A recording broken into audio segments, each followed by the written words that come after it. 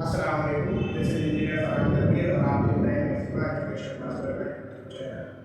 आज हमारा जो लेक्चर है ये 9th की मैथमेटिक्स के कोर्स का लेक्चर नंबर 1 है और इस लेक्चर के अंदर हम यूनिट नंबर 1 से स्टार्ट करेंगे। जो यूनिट नंबर 1 है हमारा वो हमारा रियल और कॉम्प्लेक्स नंबर सिस्टम के बारे में।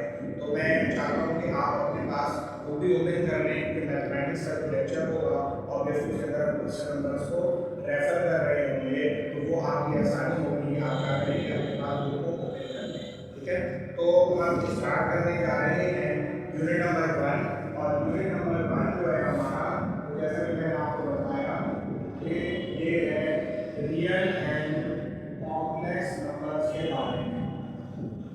रियल एंड कॉम्प्लेक्स नंबर्स, तो सबसे पहले हम कुछ आइडिया कर लेते हैं कि रियल नंबर क्या होते हैं, कॉम्प्लेक्स नंबर क्या होता है, थोड़ा सा इसके बारे में पहले पढ़ते हैं। देखिए सबसे इम्पोर्टेंट बात याद रखिए, आपकी सारी जिंदगी रियल नंबर्स के साथ डील करते हुए गुजर गई। रियल नंबर्स जो नंबर्स को आ जाता है, बल्कि ये कहते हैं कि every number is a real number, -1 plus 2.3 6.02 9.87। कोई भी नंबर मैं आपके सामने लिखूंगा तो बेसिकली ये रियल नंबर ही कहलाएगा। अच्छा, एक बात यहाँ पर मैं बताता चलूँ कि हम अपना यूनिट नंबर 1 जो स्टार्ट कर रहे हैं तो इसके अंदर पहले हम जो एक्सरसाइजेस को देखेंगे जो कि ज़्यादा इंपॉर्टेंट है, बच्चों को जिनमें ज़्यादा मुश्किलात का सामना करना पड़ता है। तो हमारी जो आज की एक्सरसाइज होगी ये हमारी स्टार्ट होगी कॉम्प्लेक्स नंबर के साथ। हालांकि उससे पहले कुछ एक्सरसाइजेस और हैं, लेकिन आज का जो हमारा पर्टिकुलर टॉपिक है ये हमारी एक्सरसाइज है 1.5 यहाँ से स्टार्ट होगा। ठीक है, इससे पहले 4 एक्सरसाइज और हैं 1.1 1.4, वो इंशाल्लाह ताला जब 1.5 और 1.6 कर लेंगे तो फिर उसके बाद हम एक्सरसाइज को देखेंगे। तो चूंकि 1.5 और 1.6 थोड़ी ज़्यादा इंपॉर्टेंट एक्सरसाइज है, मैंने सोचा कि पहले मैं इनको कवर कर लूँ, उसके बाद फिर हम 1.1 से लेकर 1.4 को देखेंगे। तो आज का जो हमारा लेक्चर है जैसे कि मैं बता रहा था वो कॉम्प्लेक्स नंबर के बारे में समझने के बारे में। लेकिन सबसे पहली बुनियादी बात ये याद रखिए कि आपकी सारी जिंदगी रियल नंबर्स के साथ डील करते हुए गुजरी, ये सारे मैंने आपके सामने रियल नंबर्स लिखे। रियल नंबर्स के अलावा कुछ नंबर बेटा ऐसे होते हैं जिनको कहा जाता है इमेजिनरी नंबर्स। क्या कहा जाता है? Imaginary numbers. इमेजिनरी नंबर्स तमाम नंबर्स होते हैं जिनके अंदर आपको आयोटा मिल जाएगी, आयोटा, और इसको शो करते हैं नॉर्मली स्मॉल आई के साथ। बेसिकली आयोटा जो है वो किसी भी नंबर के साथ अटैच हो जाए, मिसाल के तौर पे -2 आयोटा, 3 आयोटा, 5.7 आयोटा, तो वो इन नंबर्स को क्या बना देता है? इमेजिनरी नंबर बना देता है। ठीक है, क्या बना देगा नंबर्स को? Imaginary number. ऑब्वियसली आपके दिमाग में सवाल आ रहा होगा कि आयोटा को क्या होगा। तो सिंपल सी बात है, कभी भी अगर अंडर रूट में माइनस का निशान आ जाए, -1 आ जाए, नॉर्मली अगर आप अपने कैलकुलेटर से अंडर रूट -1 कैलकुलेट करवाते हैं तो आपको अंडर रूट -1 कैलकुलेट करके नहीं देगा, बल्कि वो मैथ एरर देगा। ठीक है, नॉर्मल कैलकुलेटर की बात कर रहा हूँ। साइंटिफिक कैलकुलेटर्स में अगर आप कॉम्प्लेक्स नंबर का मॉड सिलेक्ट कर लें तो फिर एरर नहीं आता। खैर मेरा तो आयोटा जो है बेटा वो किसको कहते हैं? अंडर रूट के अंदर अगर -1 आ जाए तो आप समझ जाइए कि ये एक इमेजिनरी नंबर है या आयोटा है। आयोटा इमेजिनरी नंबर है, जरूरी नहीं कि आयोटा की कोई और पावर भी इमेजिनरी हो। एग्जांपल मैं आपको देता हूँ कि अगर मैं आयोटा स्क्वायर लिखा, आयोटा का स्क्वायर, क्या ये इमेजिनरी है? जवाब है नहीं, कि स्क्वायर और स्क्वायर रूट कैंसिल हो जाएंगे, -1 आ जाएगा और -1 ही रियल नंबर है। ठीक है, तो आयोटा के बारे में तो शॉर्ट है it is an imaginary number, लेकिन आयोटा में अगर कोई और पावर है जैसे आयोटा का स्क्वायर है, आयोटा का क्यूब है, तो ये फिर जरूरी नहीं है कि इनको हम क्या कंसीडर करें? इमेजिनरी नंबर कंसीडर करें। तो एक सिंपल सी बात बस इतनी है कि अगर आपका नंबर में आयोटा नहीं आ रहा तो इट मींस कि वो एक रियल नंबर है, और अगर आपके नंबर में आयोटा आ रहा है तो इट मींस कि वो इमेजिनरी नंबर है। अब आप बोलेंगे मैंने रियल नंबर भी बता दिया, इमेजिनरी नंबर भी बता दिया, लेकिन मैंने अभी तक आपको कॉम्प्लेक्स नंबर के बारे में नहीं बताया। तो अब बात कर लेते हैं कॉम्प्लेक्स नंबर की। देखिए, जब आपके पास ऐसा नंबर हो जिस नंबर के दोनों पार्ट्स मौजूद हों।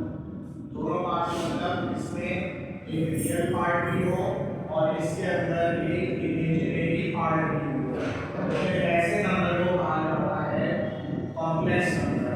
कहा जाता है ऐसे नंबर को कॉम्प्लेक्स नंबर कहा जाता है। ठीक है, यानी एक पार्ट हो गया रियल पार्ट और दूसरा पार्ट कौन सा वाला हो गया इमेजिनरी पार्ट। इसके साथ ये आयोटा आपको लगाना पड़ेगा जो किस बात को शो करेगा कि भाई ये एक इमेजिनरी नंबर को शो कर रहा होगा। ठीक है, यहाँ तक बात आपको समझ में आ गई। अच्छा जनाब, इसको मैं थोड़ा सा ऊपर भी लिख देता हूँ, यहाँ पे मेंशन कर देता हूँ कि अगर आपको कोई कॉम्प्लेक्स नंबर लिखना है तो कॉम्प्लेक्स नंबर बेसिकली दो पार्ट से मिलकर बनता है। कौन से दो पार्ट हो गए, एक तुम्हारा रियल पार्ट हो गया और दूसरा आयोटा करने के बाद कौन सा पार्ट आ गया तुम्हारा इमेजिनरी वाला पार्ट। तो complex number basically is a combination of how many numbers, basically it is a combination of real as well as imaginary number। Exactly मैं देख देता हूँ आपको इसकी, ये कॉम्प्लेक्स नंबर है। अच्छा, कॉम्प्लेक्स नंबर को नॉर्मली बेटा शो किया जाता है इसके साथ z से शो करते हैं। कॉम्प्लेक्स नंबर इससे शो करते हैं, z से शो करते हैं। और कोई भी कॉम्प्लेक्स नंबर अगर होगा तो बेसिकली उसके दो पार्ट्स होते हैं, जैसे मैंने आपको बताया एक रियल पार्ट और इमेजिनरी पार्ट। हमने लिखा z a plus iota b। आप बोलेंगे ये क्या लिख दिया है, ये वही बात मैंने लिखी है कि a जो है बेटा वो कौन सा पार्ट हो गया रियल वाला पार्ट और b क्या हो जाएगा तुम्हारा इमेजिनरी वाला पार्ट हो जाएगा। जैसे कि मैंने आपको बताया, दोबारा से मैं रिवाइज कर देता हूँ। अगर आपके पास कोई ऐसा नंबर है जिसके अंदर आयोटा नहीं आ रहा तो वो एक रियल नंबर है, और अगर किसी नंबर में आयोटा आ रहा है तो फिर वो नंबर इमेजिनरी नंबर है। और कोई ऐसा नंबर जिसमें रियल भी आ रहा हो और इमेजिनरी भी आ रहा हो तो उसको कॉम्प्लेक्स नंबर कहते हैं। Complex number is a combination of these two number. एक एग्जांपल भी मैं आपको दे देता हूं। मैंने लिखा z बराबर है 2 प्लस 3 आयोटा b। अब ये जो मैंने इसके अंदर 2 लिखा हुआ है ये रियल वाला पार्ट है और जो 3 लिख दिया है ये कौन सा पार्ट है इमेजिनरी वाला पार्ट है। एक और इंपॉर्टेंट बात यहाँ पर मैं आपको ये भी बताना चाहूँ, जब आप लिख रहे हैं 2 प्लस 3 आयोटा तो ये जो फॉर्म है ना इसको कार्टेशियन फॉर्म कहा जाता है। कौन सी फॉर्म, कार्टेशियन फॉर्म कहलाती है। अगर आप कार्टेशियन फॉर्म में नहीं लिखना चाहते तो आपके पास एक ऑप्शन और है और वो ऑप्शन है कि आप इसको ऑर्डर वेरिएबल फॉर्म में लिखते हैं। ऑर्डर वेरिएबल फॉर्म का मतलब आप इसको 2, 3 लिखते हैं। तो आपके पास किसी भी कॉम्प्लेक्स नंबर को रिप्रेजेंट करने का दो ऑप्शन आ गया। कौन सा दो ऑप्शन आ गया, या तो आप a प्लस आयोटा b की फॉर्म में लिखो या फिर आप उसको ऑर्डर वेरिएबल फॉर्म में खाली a b। अगर आप ऐसा करेंगे कि आप a b लिख रहे हैं ऑर्डर वेरिएबल फॉर्म में लिख रहे हैं तो याद रखिएगा उसमें आप आयोटा बिल्कुल भी नहीं लगाएंगे। आयोटा आपने नहीं लगाना है स्पेस के अंदर। ठीक हो गई यहाँ तक बात। तो कोई भी कॉम्प्लेक्स नंबर z से रिप्रेजेंट होता है। अच्छा, मान लो अगर कॉम्प्लेक्स नंबर को हम a b के बजाय कॉम्प्लेक्स नंबर को हम x y की फॉर्म में भी शो करते हैं। यानी हम लिखते हैं z बराबर है x प्लस आयोटा y, या फिर कहेंगे z बराबर है x y। ये कार्टेशियन फॉर्म हो गई और इसके बराबर में जो फॉर्म मैंने लिखी है वो कौन सी फॉर्म हो गई, वो ऑर्डर पेयर वाली फॉर्म। उम्मीद है यहाँ तक बात आपको समझ में आ गई होगी। अब हम मजीद आगे बढ़ते हैं और इससे पहले कि हम मजीद आगे बढ़ें आप इंशाअल्लाह ताला हम एक्सरसाइज के ऊपर आते हैं, इसके सवाल करते हैं तो पूरी आपका कॉन्सेप्ट क्लियर होना शुरू हो जाएगा। मैं जब तक इस को बिठा देता हूँ ताकि एक्सरसाइज के ऊपर शिफ्ट कर दें। अच्छा,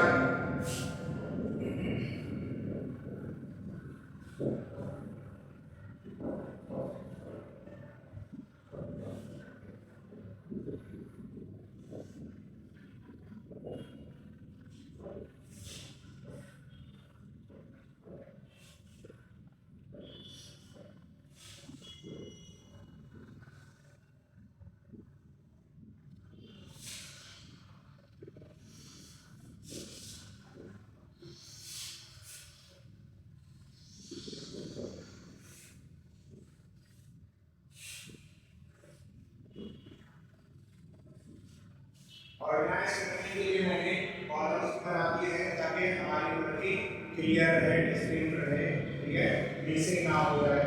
तो जैसे कि मैंने बताया हम आज स्टार्ट करेंगे जाएंगे यहाँ से एक्सरसाइज 1.5 से स्टार्ट करेंगे। तो एक्सरसाइज 1.5 के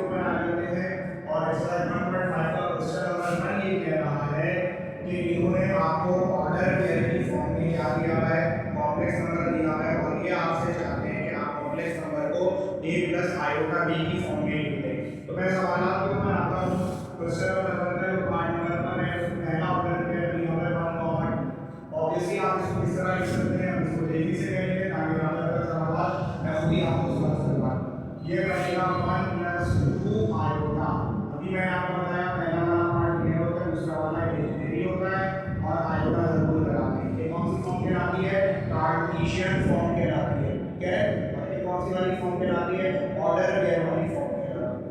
दूसरा सवाल दिया हुआ है 2 कॉमन, तेजी से सॉल्व करते हैं। 2 प्लस 2 आयोटा, 2 आ गया, ये आ गया 2 मान। तीसरा क्वेश्चन आपको दिया है 0,4। अब आप इसको थोड़ा और से देखिए, इसके अंदर रियल वाला पार्ट नहीं है, अलबत्ता इमेजिनरी वाला पार्ट मौजूद है। आपने इसको 0 प्लस 4 आयोटा लीजिए, हमें ऑब्वियसली 0 की कोई औकात नहीं है, कोई वैल्यू नहीं है, तो हमने इसको हटा दिया और उसके बाद खाली 4 आयोटा लिखा। नेक्स्ट क्वेश्चन पर मूव करते हैं। नेक्स्ट पार्ट है -1,1। इसको कैसे लिखा जाए? -1 प्लस 1 आयोटा। अब बेटा 1 आयोटा क्या लिखोगे? 1 अगर आयोटा से मल्टीप्लाई होगा तो पूरी आयोटा ही बन जाएगा। हम इसको 1 प्लस आयोटा -1 प्लस आयोटा लेते हैं, 1 यहाँ पर छुपा हुआ है पहले से। नेक्स्ट पार्ट पर आ जाते हैं। फिफ्थ पार्ट है -2,0। इसको कैसे लिखोगे? -2 प्लस 0 आयोटा। ऑब्वियसली वाला पार्ट लिखेगा, कोई पॉइंट ही नहीं बचा। लेकिन यहाँ पर रियल वाला पार्ट है और इमेजिनरी वाला पार्ट 0 हो गया। सिक्स्थ पार्ट पर आ जाते हैं। सिक्स्थ पार्ट में -3,4 लिखा हुआ है, आप इसको -3 प्लस 4 आयोटा की फॉर्म में लिख सकते हैं। ये हमारा क्वेश्चन नंबर 1 मुकम्मल हो गया। बेसिकली इस क्वेश्चन के अंदर हमने क्या किया है आप देखें, हमने सिंपली बस ये करा है कि हमारा जो क्या नाम है ऑर्डर पेयर की फॉर्म में का कॉम्प्लेक्स नंबर दिया हुआ था, उसको हमने कार्टेशियन फॉर्म में a प्लस आयोटा b की फॉर्म में लिख दिया। क्वेश्चन नंबर 2 पर मूव करते हैं हम अपने, और क्वेश्चन नंबर 2 इसका बिल्कुल उलट है। इसके उलट का मतलब इसमें वो आपसे कह रहा है identify real and imaginary parts for the following complex number. आपको कार्टेशियन फॉर्म में कॉम्प्लेक्स नंबर दिए हुए हैं और आपसे कह रहा है इसका रियल पार्ट बता दो, इमेजिनरी पार्ट बता दो। इतना आसान सवाल कहां लिखा? क्वेश्चन 2 का पार्ट 1 में कहता है 1 प्लस 2 आयोटा है, तो अल्लाह के बंदो रियल पार्ट इसमें कौन सा वाला है? 1 है, और अगर मैं आपसे इमेजिनरी वाला पार्ट पूछूंगा तो 2 है ऑब्वियसली। सेकंड पार्ट बना है, इसमें से थोड़ा सा आपको आगे बनाया है 9 आयोटा प्लस 4 लिखा है। तो पहले तो आप इसको होश में रहकर देखिएगा कि रियल वाला पार्ट इसका वो होगा जिसमें आयोटा नहीं आ रहा, और इमेजिनरी वाला पार्ट वो होगा जिसमें आयोटा आ रहा है। ठीक है, नेक्स्ट आगे आ जाते हैं थर्ड क्वेश्चन के अंदर ऑर्डर पेयर की फॉर्म में। इसके बाद ये क्वेश्चन से बदल दिया, ऑर्डर पेयर की फॉर्म में आपको कॉम्प्लेक्स नंबर दिया है, कोई फर्क नहीं पड़ता। इसके अंदर आप समझ ही चुके हैं, रियल वाला पार्ट आपका -5 होगा और इमेजिनरी वाला पार्ट आपका क्या हो जाएगा बेटा? 6 हो जाएगा। नेक्स्ट क्वेश्चन पर मूव करते हैं। फोर्थ क्वेश्चन है आपके पास -1 माइनस आयोटा। अब थोड़ा सा कानून के साथ समझिएगा, याद रखिएगा कि यहाँ पर जो रियल वाला पार्ट है वो तो -1 है और इमेजिनरी वाला पार्ट दिख नहीं रहा, और मैंने अभी आपको क्या बताया था, जब कुछ नहीं दिख रहा हो आयोटा के साथ तो 1 होता है और माइनस का निशान भी आ रहा है, तो यहाँ हो गया -1। ठीक है, नेक्स्ट पार्ट पर मूव करते हैं। फिफ्थ पार्ट हमारे पास है -3/4 -4/5 और साथ में आयोटा। इस सवाल को उसने और आपके लिए थोड़ा कॉम्प्लिकेटेड बना दिया है, बहरहाल कोई ऐसा इतना कॉम्प्लिकेटेड भी नहीं। तो आप -3/4 को पहले एवरेज लिख दें, उसके बाद आप लोग बता सकते हैं माइनस माइनस से बेटा मल्टीप्लाई कर रहे हैं, तो माइनस माइनस क्या होता है? मल्टीप्लाई होने पे प्लस हो जाता है। यहाँ पे आपके पास प्लस आ गया 4/5 आयोटा। अब आप इसका रियल पार्ट और इमेजिनरी पार्ट बता सकते हैं। इसका रियल पार्ट क्या बनेगा? -3/4 और इसका इमेजिनरी पार्ट क्या बन जाएगा? 4/5। So simple. नेक्स्ट मूव करते हैं इसके सिक्स्थ पार्ट पर। छठा पार्ट है 2 आयोटा -1। फिर वही बात दोबारा आपसे कहूंगा, रियल वाला पार्ट बेटा वो होता है जिसमें आयोटा नहीं आ रहा होगा और इमेजिनरी वाला पार्ट होता है जिसमें आयोटा आ रहा है। तो रियल वाला पार्ट इसका क्या हो जाएगा? -1 हो जाएगा और इमेजिनरी वाला पार्ट इसका क्या हो जाएगा? 2 हो जाएगा। यहाँ पर हमारा क्वेश्चन नंबर 2 भी मुकम्मल हो गया। अब हम लोग करेंगे क्वेश्चन नंबर 3 पर, और क्वेश्चन 3 का ताल्लुक है कॉम्प्लेक्स नंबर के कॉन्जुगेट के साथ। पहले इसको मैं थोड़ा सा समझा देता हूँ, उसके बाद फिर मैं ये वाला सवाल आपको सॉल्व करवा देता हूँ। देखिए, आप कॉम्प्लेक्स नंबर तो पढ़ ही चुके हैं और z कॉम्प्लेक्स नंबर को शो करता है जो बराबर होता है इसके a प्लस आयोटा b, और इसके अंदर a क्या होता है बताओ? रियल वाला पार्ट, और b क्या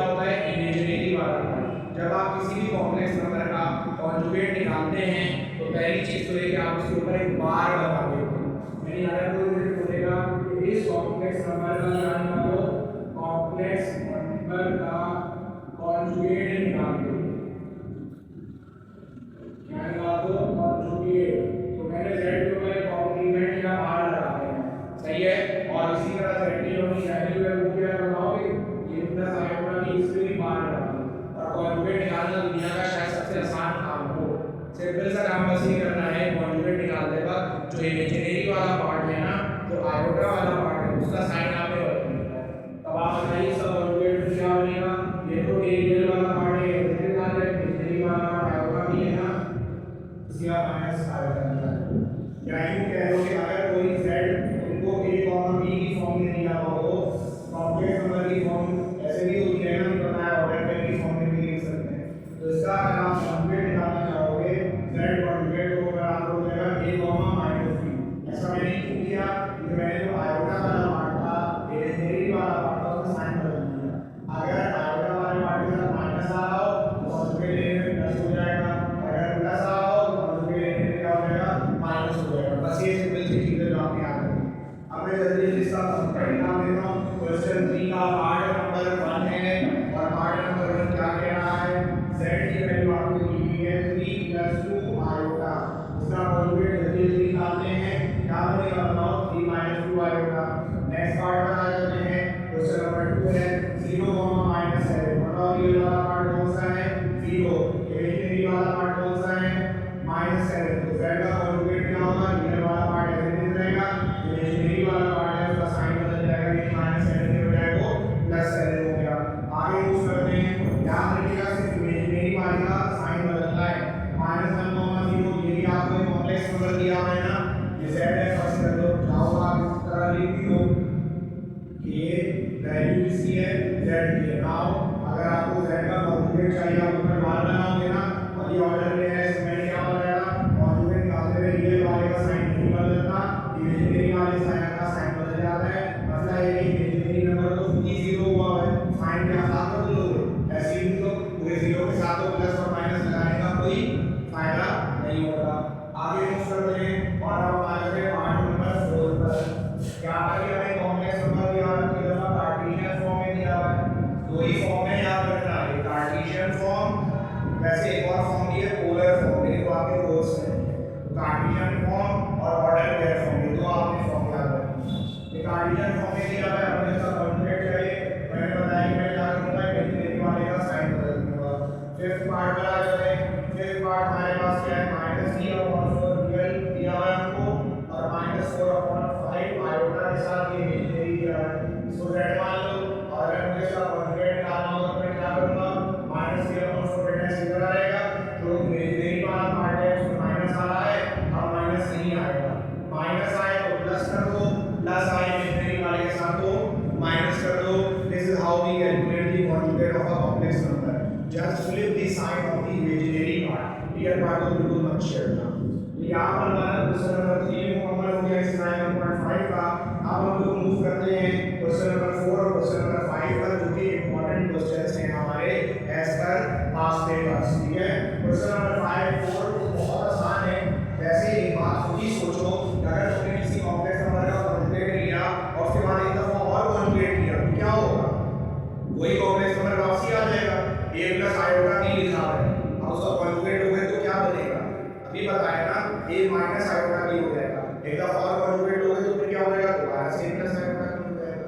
इसका मतलब है जब किसी भी कॉम्प्लेक्स नंबर z का, जो कॉम्प्लेक्स नंबर को z से रिप्रेजेंट करते हैं, दो दफा कॉन्जुगेट लिया जाता है तो बेसिकली वही नंबर हमको दोबारा वापसी मिल जाता है। तो अगर जल्दी से इसका करते हैं, क्वेश्चन नंबर 4 के 6 पार्ट्स हैं, इसके अंदर पार्ट 1 में तुमसे क्या कह रहा है, कह रहा है कॉम्प्लेक्स नंबर दिया हुआ है, कोई भी कॉम्प्लेक्स नंबर डेटा दिया जाए तो उसको z मान लेना।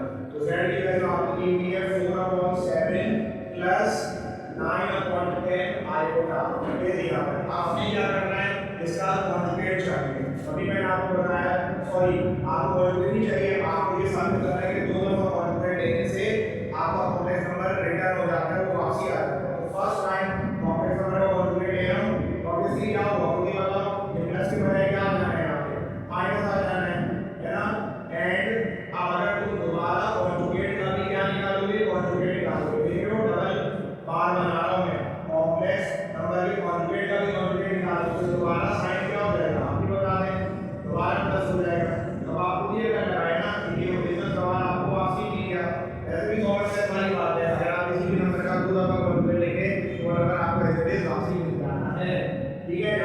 आपको समझ में आ गई। तो मैं इसको मिटाता हूँ ताकि थोड़ी सी और स्पेस हो जाए। और फिर दोबारा आगे की सवाल सॉल्व करते हैं। इस स्लाइड नंबर 5 हमारी चल रही है।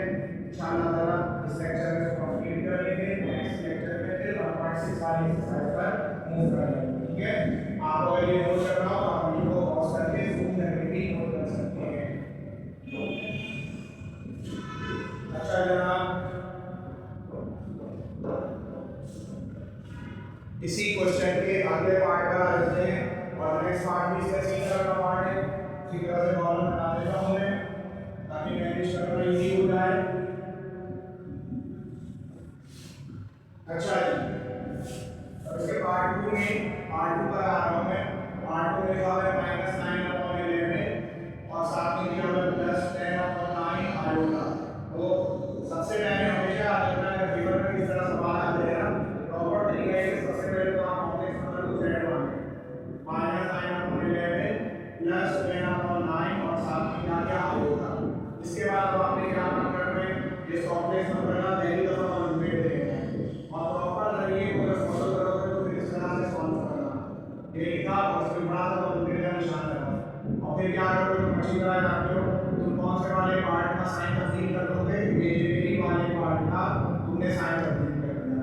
नाउ आपको सभी क्या साबित करना है, आपको साबित करना है कि दो दफा कॉन्जुगेट लेंगे तो वही कॉम्प्लेक्स नंबर रिटर्न हो जाएगा। बात करिए एक दफा और कॉन्जुगेट लेंगे एंड z कॉन्जुगेट का भी कॉन्जुगेट अगर तुम निकालोगे तो फिर -9/11 -10/9 आयोटा, इसको फिर से कॉन्जुगेट लगाओ -9/11, ये माइनस फिर से क्या हो जाएगा प्लस में कन्वर्ट हो जाएगा 10/9 आयोटा। अब आप देखें आपका ओरिजिनल नंबर या ओरिजिनल कॉम्प्लेक्स नंबर आपको वापस मिल गया। हमने प्रूव कर दिया कि दो दफा अगर कॉन्जुगेट लिया जाए किसी कॉम्प्लेक्स नंबर का तो वो एज इट इज आ जाता है। इसके बाद वाला पार्ट भी सिंपल है, मैं थोड़े से मुश्किल पार्ट इसमें करवा देता हूँ। थर्ड पार्ट और फोर्थ पार्ट आपने इसमें होमवर्क में सॉल्व करिएगा। फिफ्थ पार्ट पर आ जाते हैं। फिफ्थ पार्ट के अंदर भी जो भी कॉम्प्लेक्स नंबर दिया हुआ है उसको पहले तो z मान लो, z -2 -3 -10/9 आयोटा। अब मैं इसका दो दफा क्या करूंगा, कॉम्प्लेक्स नंबर का कॉन्जुगेट दूंगा। नाउ z का कॉन्जुगेट का मतलब है आपको पता है ना, प्रॉपर पैटर्न के हिसाब से काम करना चाहते हैं तो कॉम्प्लेक्स नंबर लिखें, उससे कॉन्जुगेट का निशान लगा। फिर क्या बनेगा -2 और ये माइनस हट जाएगा, यहाँ पर जाएगा प्लस आ जाएगा और -10/9 आयोटा इस तरह आ गया। अब आप इसका एक दफा क्या करेंगे और कॉन्जुगेट लेंगे, ठीक है ना, एंड z कॉन्जुगेट का दोबारा जब कॉन्जुगेट लोगे तो फिर क्या करोगे, तो फिर ये करोगे कि -2 + 3 -10/9 आयोटा का फिर से कॉन्जुगेट किया जाएगा और फिर -2 फिर से यहाँ प्लस का माइनस हो रहा है और यहाँ -10/9 और साथ में आयोटा। अब आप ये देख सकते हैं कि ओरिजिनल नंबर आपका फिर से आपको एज इट इज वापसी मिल गया। समझ में आ रहा है। लास्ट पार्ट पर आ जाते हैं जो कि फिफ्थ पार्ट है, सिक्स्थ पार्ट सॉरी, और सिक्स्थ पार्ट में आपको एक कॉम्प्लेक्स नंबर दिया है z = 4x + 3 iota y, 4x + 3 iota y, 3 iota y। अब हमने क्या करना है, इसका कॉम्प्लेक्स का कॉन्जुगेट लेना है, कितनी दफा लेना है, दो दफा कॉन्जुगेट लेना है। नाउ z का कॉन्जुगेट लेने जा रहा हूं 4x + 3 आयोटा y, होल पर हमने क्या लगा दिया, कॉन्जुगेट लगा दिया। तो पहली बार कॉन्जुगेट किया तो 4x - 3 आयोटा y आ गया एंड आप इस कॉन्जुगेट का दोबारा कॉन्जुगेट लूंगा 4x - 3 आयोटा y का एक और दफा कॉन्जुगेट लोगे तो ये बीच वाला फिर से प्लस हो जाएगा, ओरिजिनल कॉम्प्लेक्स नंबर वापस आएगा। तो उम्मीद है समझ में आ गया होगा, बहुत ही सिंपल है। लास्ट क्वेश्चन इस एक्सरसाइज का ये सबसे ज्यादा इंपॉर्टेंट क्वेश्चन है and that is the question number 5। इस पे हम मूव कर रहे हैं। आप अपने पास बुक में देख भी सकते हैं कि इसमें वो क्या कह रहा है आपसे, इसमें कहता है कि x की और y की वैल्यू कैलकुलेट करो, find the values of x and y, x और y निकालना है और आपको मैं इक्वेशन दी हुई है। पहले पार्ट में दी हुई है x + y आयोटा = -5 + 5 आयोटा। अब तुम लोग जो बुनियादी बातें याद रखना इन सवालों को सॉल्व करने के लिए। जब भी कोई कॉम्प्लेक्स इक्वेशन की सूरत में दिया हुआ इक्वेशन बेटा मैं इसको इसलिए कह रहा हूं कि b में इक्वल लगा तो होता ये है कि रियल वाले पार्ट को रियल वाले पार्ट के साथ इक्वेट करते हैं और इमेजिनरी वाले पार्ट को इमेजिनरी वाले पार्ट के साथ इक्वेट करते हैं। ऑब्वियसली बनाना को बनाना के साथ और एप्पल को एप्पल के साथ कंपेयर किया जाएगा ना, तो बिल्कुल इसी तरह से रियल वाला पार्ट रियल वाले के साथ आप यहाँ लिखेंगे कंपेयरिंग नहीं लिखना चाहते तो इक्वेटिंग लिख सकते हैं, जो दिल चाहे आपका। इक्वेटिंग या कंपेयरिंग रियल एंड कौन से वाले पार्ट बोलो, इमेजिनरी पार्ट। तो इस वाली साइड का बेटा रियल पार्ट कौन सा था, रियल पार्ट होगा जिसका डेटा नहीं आता x है, और उस वाली साइड का रियल पार्ट कौन सा है -5 है।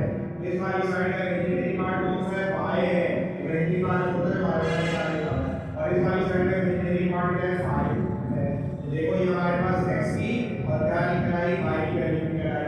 समझ आया कितना इजी है। अब हम मूव करते हैं इसके सेकंड पार्ट में, ये थोड़ा सा समझने वाला है, देखिएगा इसको और से। इसमें रियल साइड में लिखा हुआ है x square plus iota y square, और राइट साइड पे लिखा हुआ है 16/9 प्लस 9/25 आयोटा। अब आप बताओ यहाँ पर भी कोई लॉजिक करेंगे ना, कंपेयरिंग या इक्वेटिंग, कौन से पार्ट बोलो, रियल एंड इमेजिनरी पार्ट्स।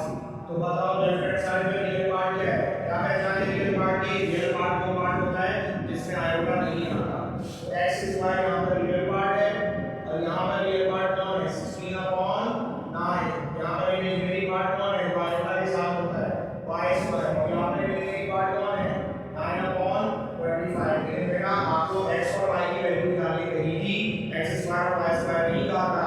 आप सब छोटी क्लास में पढ़ चुके हैं कि अगर स्क्वायर कैसे करना हो तो दोनों साइडों पे क्या किया जाता है, स्क्वायर रूट लिया जाता है। और देखो मैं क्या कर रहा हूँ, टेकिंग स्क्वायर रूट ऑन बोलो बोथ साइड्स, दोनों साइडों पे स्क्वायर रूट ले लो। x स्क्वायर के ऊपर स्क्वायर रूट आया, 16/9 पे स्क्वायर रूट आया। और एक और इंपॉर्टेंट बात यहाँ मैं बताता हूँ, जब ये वाला भी लिखूं कि बताता हूँ y स्क्वायर ना या 9/25। बुनियादी बात याद रखना, जब भी स्क्वायर रूट लेते हैं तो प्लस माइनस जरूर लगाते हैं किसी भी एक साइड पर।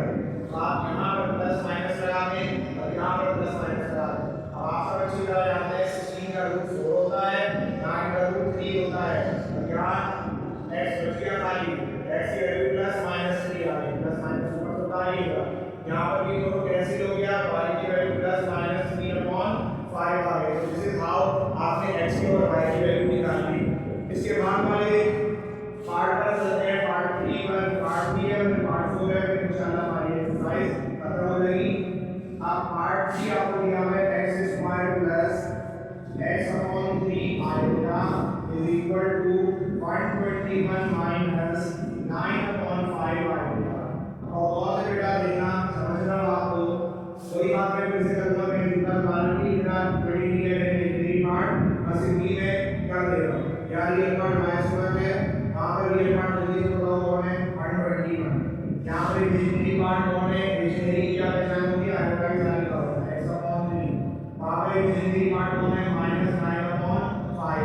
यहाँ पर स्क्वायर रूट लेना नहीं बनता क्योंकि x की वैल्यू डायरेक्ट आ जाएगी यहाँ से, अलबत्ता इस वाली साइड पर स्क्वायर रूट लेना पड़ेगा, क्यों लेना पड़ेगा क्योंकि हमारे पास y स्क्वायर मौजूद है। तो मैं यहाँ पर जो स्क्वायर रूट ले रहा हूँ, आप यहीं पे भी लिखिएगा, टेकिंग स्क्वायर रूट ऑन बोलो बोथ साइड्स। यहाँ पर तुम्हें y स्क्वायर लगा दिया, स्क्वायर रूट लगा दिया, यहाँ पर भी लिख दिया प्लस माइनस, मैंने बताया था ये दो कैंसिल हो गए, +-11 प्लस माइनस जरूर लगाना है जब स्क्वायर रूट लेना है। यहाँ पर कोई स्क्वायर रूट लेने की जरूरत नहीं है, 3 यहाँ डिवाइड कर रहा है, हमारा क्या करेगा मल्टीप्लाई, 9 3 27 हो गया, x की वैल्यू आपके पास -27/5 आ गई। Now moving to the last question, alhamdulillah, of this particular exercise, and that is the part number 4. Part number 4 में कह रहा है √5/3x minus 3/√2 iota y is equal to 6√3/√2 plus 2√2/9 iota। वही बात है बेटा, रियल पार्ट में नहीं पार्ट की ग्रेड कर लो। यहाँ पर रियल पार्ट होता है, रियल पार्ट होता है जिसके साथ आयोटा नहीं होता, तो मेरा ये रियल पार्ट है, और यहाँ पर ये रियल पार्ट है। इक्वेट कर लो इन दोनों को, तो ये क्या आप लोग मिला इक्वेटिंग किया है, इक्वेटिंग पार्ट में डायरेक्ट कर रहा हूँ। तो अंडर 5/3x को बराबर ले लिया 6√3/√2 के, और इमेजिनरी पार्ट में हम लोग पता है क्या हो जाएगा, वो यहाँ पर इमेजिनरी पार्ट कौन है -3/√2y, वहाँ पर इमेजिनरी पार्ट कौन है 2√2/9। अब आप खुद ही वैल्यू को सॉल्व कर लें, है ना। x निकालना है, 3 इस साइड पर डिवाइड कर रहा है, मान रखिए क्या रहेगा मल्टीप्लाई। तो जब 6√3 के साथ आप यहाँ पर एक 3 लिख लो। इसी तरह √5 बेटा यहाँ पर मल्टीप्लाई कर रहे हैं, न्यूमरेटर में है, उस साइड पर जाएगा तो कहाँ आ जाएगा डिनोमिनेटर में। आगे सॉल्व करते हैं। 6 3 का क्या होता है बताओगे जरा। 6 3 का होता है 18√3 अपॉन ये √2 और √5 लिखा है ना, और दोनों मल्टीप्लाई कर रहे हैं, इन दोनों को आप एक ही रूट के अंदर लिख लें। तो जब आप एक ही रूट में लेंगे 2 तो ये सॉल्व होकर वैल्यू क्या हो जाएगी 18√3 अपॉन बोलो √10। एक इंपॉर्टेंट बात यहाँ मैं आप लोगों को बताना चाहता हूँ। आपने वैल्यू तो लिख ली 18√3 अपॉन √10, पर एक बहुत इंपॉर्टेंट बात समझ लें, आगे की लाइफ में भी मैथमेटिशियंस डिनोमिनेटर में रूट को पसंद नहीं करते। यहाँ पर हमारे पास डिनोमिनेटर में रूट आ रहा है, हो सकता है बुक में आंसर यही दिया हो, आप यहीं पर भी छोड़ सकते हैं, लेकिन नॉर्मली मैथमेटिशियंस को डिनोमिनेटर में रूट पसंद नहीं होता। तो उस रूट को खत्म करने के लिए वो क्या करते हैं, इसी √10 से मल्टीप्लाई डिवाइड कराने के लिए, इससे मल्टीप्लाई डिवाइड कराने के लिए √10 लिखा हुआ है डिनोमिनेटर में, ये पसंदीदा नहीं है मैथमेटिशियंस के लिए। तो जब भी आपको डिनोमिनेटर में रूट आना होगा तो आप उसी वैल्यू से क्या करा लो मल्टीप्लाई भी और डिवाइड भी। 18√3 अपॉन √10 लिखा हुआ है ना, उसको √10 से मल्टीप्लाई और डिवाइड कर लो। अब बताओ क्या होगा 18, फिर वही बात √3 और √10 मल्टीप्लाई कर रहे हैं, रूट में लिख लो और अल्लाह के बंदे ध्यान दो √10 मल्टीप्लाई कर रहे हैं, दोनों में भी रूट में लिख दो। तो 18 यहाँ हो जाएगा, क्या होगा बताओ 3 का 30 हो गया, और नीचे √100, और हम सब जानते हैं कि 100 का रूट क्या होता है बोलो 10 होता है। और अगर तुम बस जाओ तो क्या कर सकते हो, यहाँ पर मैं सॉल्व कर देता हूँ 18√30 अपॉन 100 का रूट 10 आ गया। फिर भी पढ़ दो 2 9 का 18 और 2 5 का 10, ये ऊपर नीचे बैठ गए 2 9 का 2 5 का। तब देखिए आप डिनोमिनेटर में आपको रूट नहीं मिल रहा। अब बस हमें इस वाले को डिवाइड करना है, यहाँ से बेटा बताओ क्या होगा √2 यहाँ पर क्या कर रहा है डिवाइड, वहाँ पर क्या करेगा मल्टीप्लाई। इसी तरह से वहाँ पर -3 न्यूमरेटर में दूसरी साइड पर जाएगा तो डिनोमिनेटर में आ जाएगा, बराबर को भी मल्टीप्लाई, ये √2 और √2 दोनों को एक ही रूट में लिख दो, और नीचे 9 3 का क्या हो जाएगा बताओ 27, 2 का क्या हो जाएगा बताओ 4, नीचे -27, 2 √4 का 4 का रूट 2 ही आ रहा है -27, इसको सॉल्व करोगे तो -4 अपॉन 27 आंसर क्या आ जाएगा आंसर आ जाएगा। इस तरह आपने x और y दोनों की वैल्यूज क्या करनी कैलकुलेट कर ली। यहाँ पर हमारी एक्सरसाइज अल्हम्दुलिल्लाह मुकम्मल हो गई। इंशाअल्लाह ताला नेक्स्ट एक्सरसाइज के अंदर आपकी स्टार्ट करेंगे अपनी एक्सरसाइज नंबर 1.6 तक के लिए